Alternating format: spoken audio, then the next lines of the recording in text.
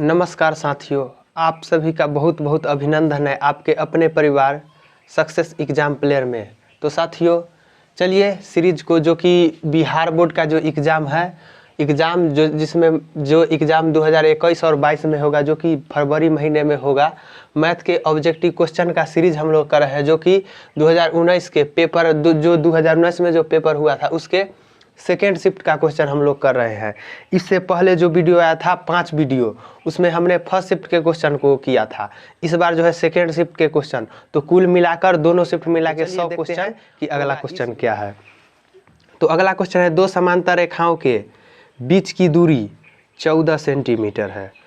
एक वृत्त दोनों रेखाओं को स्पर्श करता है, वृत्त की त्रिज्या निम्न में से कौन सी है। देखिए, कोई दो समांतर रेखा है, मान लीजिए कि ये एगो समांतर रेखा है, एक यहाँ पर समांतर रेखा है और एक यहाँ पर समांतर रेखा है, और इन दोनों के बीच की दूरी कितना है, 14 सेंटीमीटर। क्या है, इन दोनों के बीच की दूरी कितना है, 14 सेंटीमीटर। अब क्वेश्चन में बोल रहा है एक वृत्त दोनों रेखाओं को स्पर्श करता है। एक जो वृत्त है, एक वृत्त है जो दोनों रेखाओं को स्पर्श करता है। तो मान लीजिए कि ये एक वृत्त है जो दोनों रेखाओं को स्पर्श करता है। देखिए, यहाँ भी ये रेखा है और यहाँ भी ये रेखा है, तो ये एक रेखा है और ये एक रेखा है। तो यहाँ पर ये वृत्त यहाँ पर एक रेखा को और यहाँ पर एक रेखा को स्पर्श कर रहा है, और इन दोनों रेखाओं के बीच की दूरी कितना है, 14 सेंटीमीटर है। तो इसमें पूछ रहा है कि वृत्त की त्रिज्या निम्न में से क्या है। तो देखिए, जब ये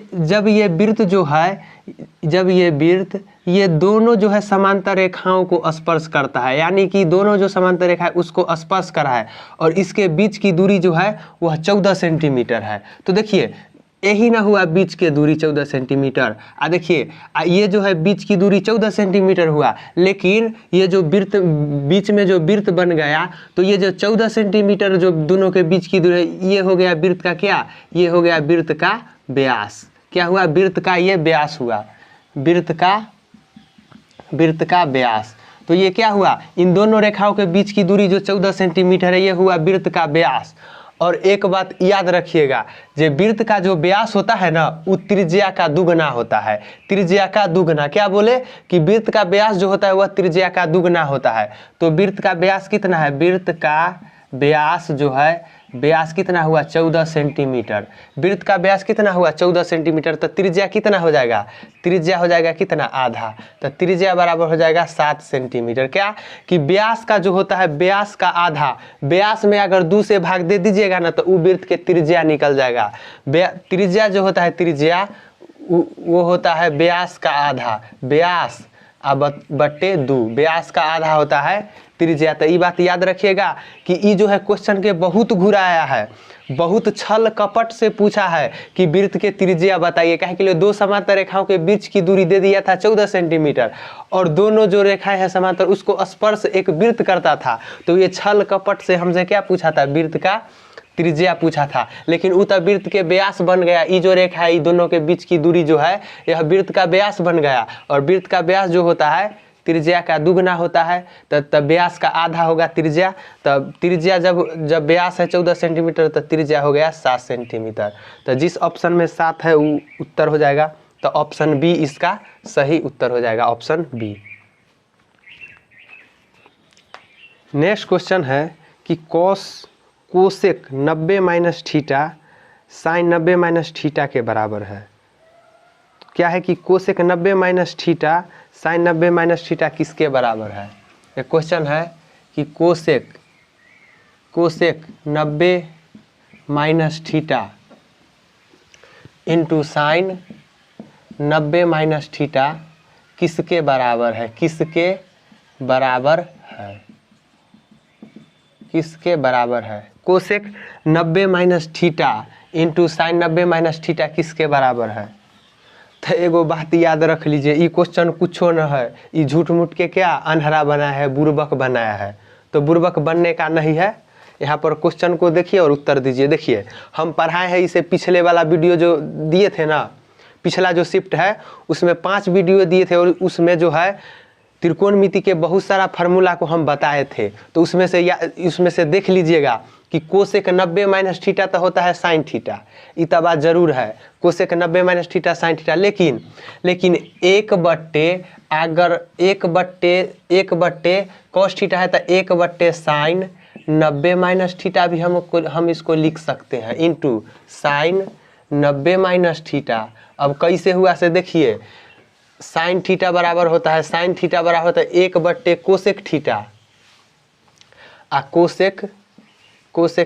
कोसेक थीटा बराबर होता है 1 साइन थीटा। तो यह वाला फार्मूला से हम निकाल दिए, ये दोनों जो फार्मूला है इसके जगह पर रख दिए।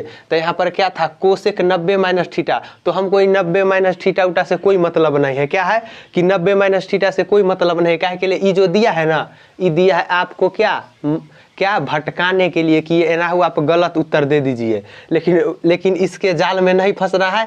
काहे के लिए, ये जो है 90 माइनस थीटा झूठ मूठ के दिया है, तो घबराने वाला बात नहीं है। तो देखिए यहाँ पर साइन 90 माइनस थीटा और यहाँ पर हुआ साइन 90 माइनस थीटा। तो इस फार्मूला से कोसेक थीटा बराबर होता है 1 साइन थीटा, तो ही लिख दिए कोसेक थीटा बराबर 1 साइन थीटा। थीटा के जगह पर अब रख लीजिए, देखिए इसको इससे काट दीजिए, यहाँ से यहाँ काट दीजिए, तो कितना हो जाएगा 1। अब कहिएगा कि sir ji sine 90 minus theta तक कॉस थीटा होता है, तो चलिए ओहो देख लेते हैं कि sine 90 minus theta cos theta और sine 90 minus theta cos theta, तो दोनों तो कट गया, तो बात सेम आया, तो यहीं पर काट देंगे। इतना काहे लफड़ा लेंगे, ये वाला काहे लफड़ा लेंगे, यहीं से ही काट देंगे इसको और 1। तो एक कौन ऑप्शन में उत्तर है, तो एक ए ऑप्शन में 1 उत्तर सही है, तो ए ऑप्शन इसका सही उत्तर हो जाएगा। अगला क्वेश्चन है त्रिकोणमिति से है कि क्या है कि tan square theta minus sec square theta का मान किसके बराबर है, tan square theta minus sec square theta का मान किसके बराबर है। तो देखिए आप तो हो जाइएगा यहाँ पर खुश। अब कहिएगा कैसे, तो देखिए कैसे खुश होइएगा, कहिएगा कि sir ji tan square theta minus sec square theta होता है 1, बात सही है 1 होता है। तो आप लगाइए कि ऐसे घस दीजिएगा, एग्जामिनर वहाँ पर ऐसे घस देगा, कहे हटाइए ये गलत है, 1 नहीं होता है इसका मान। अब कहिएगा क्या होता है, कहिएगा कि सर जी आप ही ना पढ़ाए थे कि tan square theta minus sec square theta बराबर 1। कहेगा हाँ हम पढ़ाए थे, लेकिन हम ये नहीं पढ़ाए थे, हम पढ़ाए थे क्या कि sec square theta minus tan square theta बराबर 1 पढ़ाए थे। हम ई पढ़ाए थे, ये नहीं कि tan square theta minus sec square theta बराबर 1 नहीं पढ़ाए थे, sec square theta minus tan square theta बराबर 1 पढ़ाए थे। अब कहिएगा तब तो ये बड़ा मुश्किल है, यहाँ पर सेक स्क्वायर थीटा, यहाँ पर tan स्क्वायर थीटा है, तो हम कैसे लाए। तो ये तो कहिएगा कि जे ई तो कोई बात न हुआ कि तो उल्टा दे दिया। तो चलिए ये उल्टा के सब समाधान है, तो देखिए कैसे होगा इसके अनुसार। तो देखिए यहाँ से माइनस कॉमन ले लीजिए। अब माइनस कॉमन कहला लेंगे, देखिए माइनस कॉमन लेंगे तो देखिए माइनस कॉमन लेंगे तो यहाँ पर होगा क्या कि माइनस लेंगे तो minus tan square theta plus sec square theta हो जाएगा। क्या होता है माइनस लिए तो देखिए माइनस से गुना करेंगे तो माइनस माइनस प्लस, तब प्लस tan स्क्वायर थीटा और plus minus minus tan sec square theta, तो ये हो गया। अब देखिए माइनस को यहीं पर रख दीजिए। अब देखिए ये प्लस है यहाँ पर, तो इसको इधर उलट दीजिए, तो सेक स्क्वायर थीटा और माइनस tan स्क्वायर थीटा इस तरह से लिख दीजिए। अब देखिए नहीं आ गया, सेक स्क्वायर थीटा और माइनस tan स्क्वायर थीटा 1 के बराबर, तो देखिए इतना का मान किसके बराबर हुआ 1, तब आगे में माइनस और यहाँ पर 1 बराबर -1। क्या हुआ इसका उत्तर -1 हुआ इस तरह से। तब इसका उत्तर कितना हुआ 1, तो -1, तो डी ऑप्शन में इसका सही उत्तर है -1। तो क्वेश्चन को परीक्षा में जो है सोच समझ कर बनाना है, काहे के लिए इसमें माइनस प्लस के चक्कर में ये दे देता है। लड़का सब सोचता है कि जो क्वेश्चन तो बड़ा आसान है, हम तो लगा दिए सही, हो जाता है यहाँ पर गलती। तो क्वेश्चन को एक बार बढ़िया से देख लीजिएगा एग्जाम में, ताकि जो है उल्टा पुल्टा क्वेश्चन है वो है, लेकिन थोड़ा सा उलट देगा, माइनस के प्लस के जगह पर माइनस दे देगा और आप फंस जाइएगा। तो ऐसा बात नहीं है, क्वेश्चन को आराम से और देख कर बनाना है, तो इस तरह से इसका उत्तर सही हो जाएगा। अब कहिएगा कि सर जी एहन वाला आउरो होता है, तो हाँ आउरो होता है। पिछला वीडियो देखिए, उसमें सब बता दिए हैं, जितना भी फार्मूला है बता दिए हैं पिछला वीडियो। तो पिछला वीडियो देखिए, अगर सर आप में बताएंगे तो बहुत लंबा। अगला क्वेश्चन है, अगला क्वेश्चन, निम्नलिखित में किसका दशमलव प्रसार शांत है? तो इसको ऑप्शन से बनेगा। ए में है 3/8, बी में है 6/15, सी में है 29/343, और डी में है 17/1536। तो देखिए इसमें पूछ रहा है कि किसका दशमलव प्रसार जो है शांत है, शांत है, दशमलव प्रसार शांत किसका है? तो देखिए एगो बात याद रखिए, कोई भी परमेय संख्या हो, क्या हो, कोई भी, ये सभी है परमेय संख्या।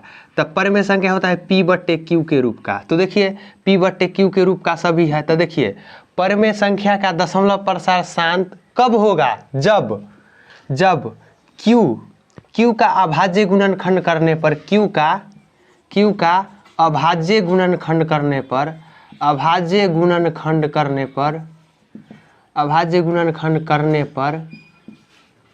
करने पर Q का यानी कि हर का, Q का यानी कि हर का अभाज्य गुणनखंड करने पर उसका गुणनखंड 2 के पावर n और 5 के पावर m के रूप का होना चाहिए, रूप का होना चाहिए। क्या होना चाहिए कि उसके कोई भी परमेय संख्या हो, तो परमेय संख्या में होता है, क्या होता है, एक होता है अंश और एक होता है हर। तो अंश को हम P बोलते हैं और हर को Q। तो Q यानी कि हर का अभाज्य गुणनखंड करने पर गुणनखंड जो होना चाहिए 2 के पावर n और 5 के पावर m के रूप का होना चाहिए। अब कहिएगा सर जी ये हम नहीं समझे जी क्या है 2 के पावर n और 5 के पावर m। तो देखिए यहाँ पर देखिए इसका दशमलव, इसका जो है, इसका पहले हर का जो है, सभी के हर का अभाज्य गुणनखंड निकालिए। तो यहाँ पर 8 का अभाज्य गुणनखंड निकालते हैं। तो 2 से लगा कितना 4, 2 से लगा 2 और 2 से लगा 1, तो कितना हुआ 1 2 3। तो 2 के पावर कितना हुआ 3। तो n का मतलब हुआ उसके पावर। तो 2 के पावर n यानी कि 2 पर पावर होगा और 5 पर भी कुछ पावर होगा। तो देखिए 2 के पावर n, तो n हो गया कितना 2 के पावर n, तो n हो गया 2 के पावर 3। अब देखिए 15 के अभाज्य गुणनखंड करिए। तो देखिए 15 का अभाज्य गुणनखंड करेंगे तो कितना से लगाएंगे 5 से लगाएंगे, 5 से लगाएंगे तो कितना हो जाएगा 3, और 3 से लगाएंगे तो 1।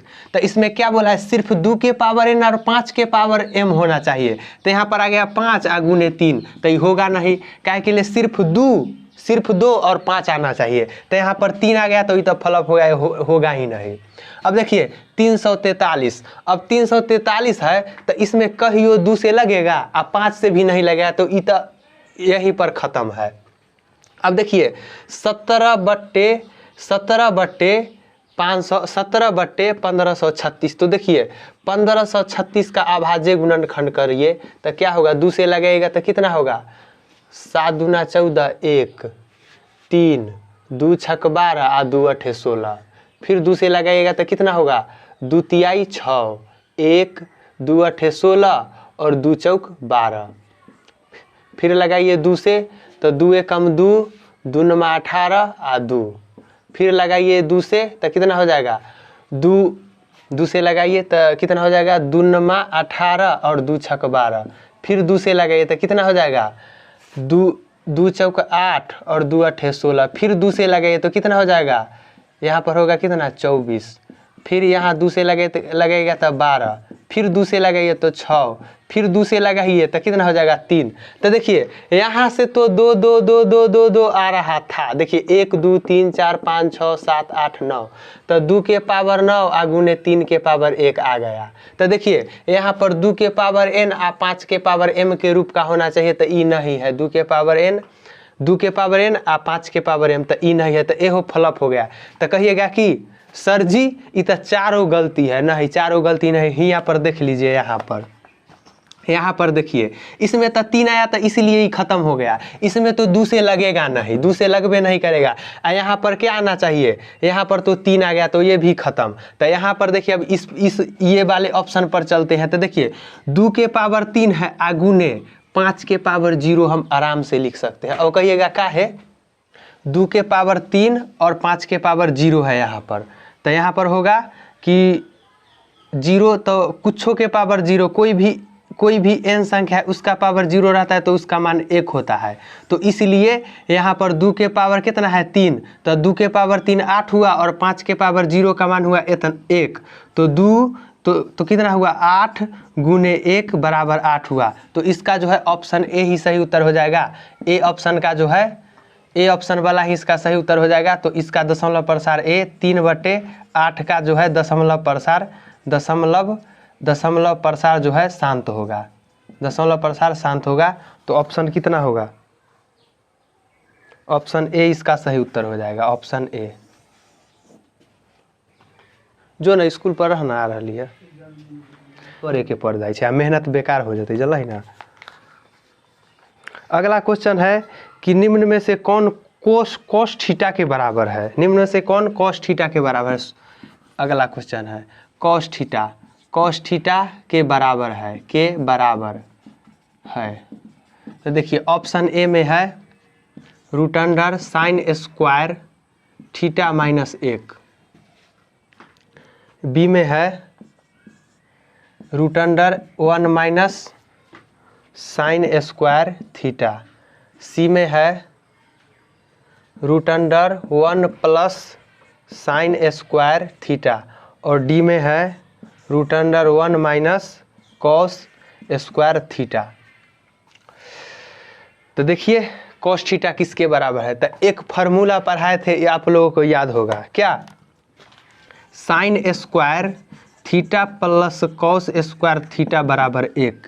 ये फार्मूला पढ़ाए थे। तो हमको किससे मतलब है, cos थीटा से मतलब है। तो देखिए इधर साइन है क्या प्लस में, तो उधर जाएगा तो माइनस में। तो cos² थीटा बराबर 1 sin² थीटा। अब एगो नियम है गणित में क्या, कि अगर इधर से स्क्वायर हटाएंगे तो इधर रूट चढ़ेगा, एक तरफ से स्क्वायर हटाएंगे तो दूसरे तरफ रूट चढ़ेगा। तो इधर से स्क्वायर हटा दीजिए तो cos थीटा बराबर √1 sin² थीटा। तो जे ऑप्शन में है √1 sin² थीटा वही सही उत्तर हो जाएगा। तो इसका ऑप्शन बी में मिला 1 sin² थीटा, तो इसका सही उत्तर हो जाएगा √1 sin² थीटा। तो बी ऑप्शन इसका सही उत्तर हो जाएगा। तो ऑप्शन बी हो जाएगा, ऑप्शन बी। cos थीटा जो है √1 sin² थीटा के बराबर है। अगला क्वेश्चन है एक मीनार से 100 मीटर दूर स्थित बिंदु पर मीनार का उन्नयन कोण 60 डिग्री है तो मीनार की ऊंचाई क्या होगा। क्वेश्चन है क्या कि एक मीनार से 100 मीटर दूर स्थित, तब मान लीजिए कि यहाँ कोई एक मीनार है और उससे 100 मीटर दूर स्थित, तो 100 मीटर इधर बना लीजिए। तो ये क्या हुआ, 100 मीटर दूर स्थित क्या है कि बिंदु मीनार का उन्नयन कोण 60 डिग्री। तो ये जो है ये मीनार, इसका जो उन्नयन कोण है यहाँ पर उन्नयन कोण, ये कितना बना रहा है उन्नयन कोण, ये 60 डिग्री बना रहा है उन्नयन कोण। तो क्या बोल रहा है, तो मान लीजिए कि ए बी एक मीनार है और सी जो है इसकी दूरी है।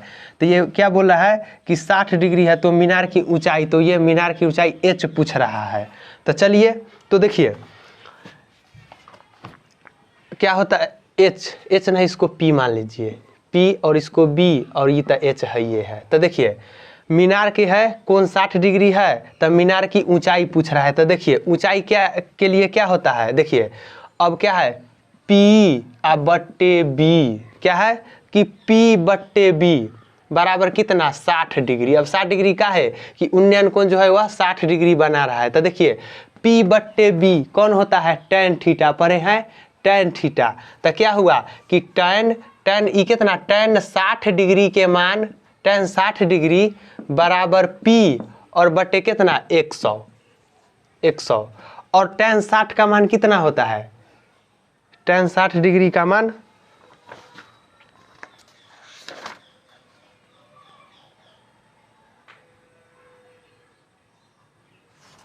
tan 60 डिग्री का मान होता है √3 √3 बराबर P बट्टे 100, इसके बटा में 100, तब P बराबर हो गया कितना 100√3।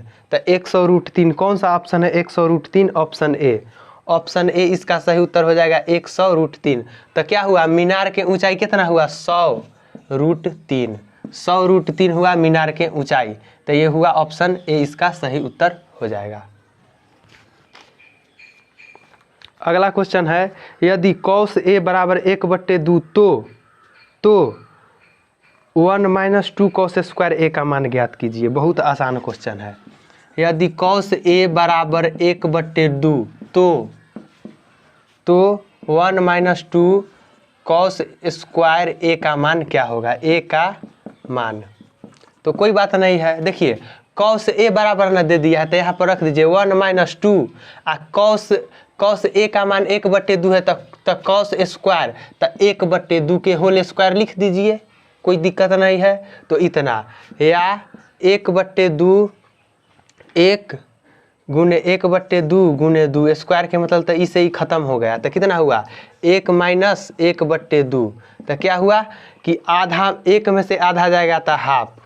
तो इसका कौन ऑप्शन हो जाएगा? ऑप्शन ए इसका सही उत्तर हो जाएगा। 1 में से आधा जाएगा तो आधे ना बचेगा, तो ए ऑप्शन इसका सही उत्तर हो जाएगा। बहुत आसान क्वेश्चन था।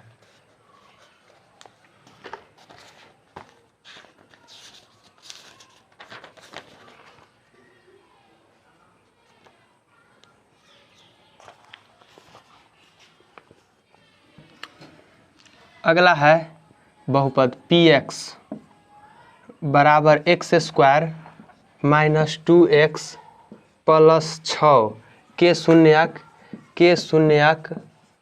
अल्फा बीटा हो तो अल्फा बीटा का मान, अल्फा बीटा का मान पूछ रहा है। तो देखिए अल्फा बीटा का मान इसमें पूछ रहा है। तो अल्फा बीटा क्या होता है? अल्फा बीटा होता है कितना? तो देखिए एक होता है द्विघात बहुपद के 2 शून्यक होता है, एक होता है अल्फा और एक होता है बीटा। तो देखिए अल्फा प्लस बीटा का मान होता है क्या? -b/a और अल्फा बीटा का मान होता है कितना? c/a। तो देखिए c/a तो c/a तो c कौन होता है? यहाँ पर ये होता है a, यहाँ पर होता है b और यहाँ पर होता है c। यहाँ पर है -10 मिनट, यहाँ पर है माइनस। तो कितना होगा? a के जगह पर कितना हुआ? a बराबर 1, b बराबर -2 और c बराबर है -6। तो अल्फा बीटा होता है c/a तो c कितना है? -6 है। तो -6 देखिए अल्फा बीटा बराबर c/a तो c कितना है? -6 और a कितना है? 1 बराबर -6। तो -6 कौन ऑप्शन है? -6 जो है -6 ये ऑप्शन बी है। तो ऑप्शन बी इसका सही उत्तर हो जाएगा -6। अगर अल्फा प्लस बीटा का मान यानी कि मूलों का गुणनफल पूछता तो -b/a हो जाता। तो माइनस और माइनस b और बट्टे 1 तो माइनस प्लस 2/1 बराबर 2 हो जाता है यदि अल्फा प्लस बीटा का मान। लेकिन अल्फे बीटा पूछा है तो -6 हो जाएगा, जो कि ऑप्शन बी में इसका सही उत्तर है।